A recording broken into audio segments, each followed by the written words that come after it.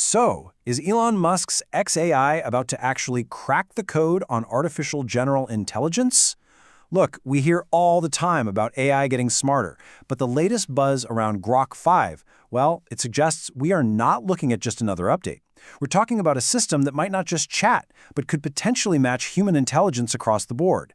So today we're going to dig into every detail we have, the release date, the absolutely massive architecture, and the key features that might just make this the monster model that Musk has been promising. And this is the quote that set everything on fire. In a really explicit statement, Elon Musk himself said he believes XAI has a real shot at reaching AGI, that's artificial general intelligence, with this very next release. This is not just some marketing line. It is a direct, bold declaration that sets an almost impossibly high bar for what's coming. Okay, so before we can even begin to tackle that AGI claim, we've got to understand the foundation being built for this thing. Let's start with the timeline and the, frankly, insane hardware that's powering it all. First things first, when can you actually get your hands on it? It was originally promised for late 2025, but that timeline has officially shifted. Grok 5 is now confirmed for the first quarter of 2026. Now, this isn't a sign of trouble. Musk himself says the delay is because the model needed more training time to be, in his words, crushingly good. And to get crushingly good, XAI is using its Memphis supercomputer, which right now is running on over 200,000 GPUs all at the same time. I mean, that is just a staggering amount of computational power you need to even think about training a model on this scale. But here's where it just gets unbelievable. That 200,000 number, that's just right now. The plan is to scale this thing up to 1 million GPUs. We are talking about an unprecedented level of computing power dedicated to a single AI system. We've never seen anything quite like this before. And, as you can imagine, that kind of power comes with a jaw-dropping price tag. The estimated cost to run this whole thing is nearly $1 billion a month. This is not some small side project. It's one of the most resource-intensive tech projects ever attempted. So, what is all that computing power? All that money? What is it actually building? Well, that brings us to the architecture of Grok 5 itself, and the specs that are leaking out are frankly wild. Just look at the leap in scale here. Grok 4 was already a beast, rumored to have around 2.4 trillion parameters. Grok 5 is expected to basically double that, putting it somewhere in the neighborhood of 5 trillion parameters. You know, if you think of parameters as little connections in a brain, this isn't just about making the brain bigger. It's about creating a fundamentally different level of intellectual capacity. And the goal here, the core concept, is something analysts are calling intelligence density. The idea is pretty simple. Pack as much cognitive horsepower, as much raw IQ as you possibly can into one unified system. It's all about building the single most capable AI mind possible. But you know, this isn't just a story about being big. Grok 5's real potential, the thing that might actually matter, lies in 3 very specific capabilities that are designed to set it apart from every other model out there. These are the features that could seriously change the game. So let's break them down. First, we have the ability to understand live video in real time. Second, something they're calling true agentic behavior, which means the AI can actually take action on its own. And third, a massive persistent memory that can handle thousands of pages of text at once.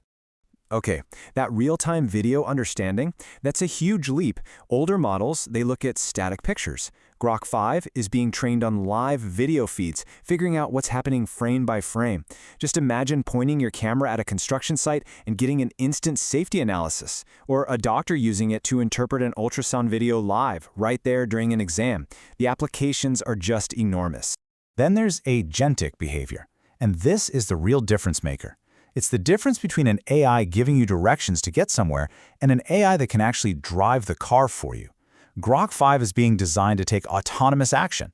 Musk has hinted at live computer use, meaning it could literally operate software or your entire operating system to get complex tasks done.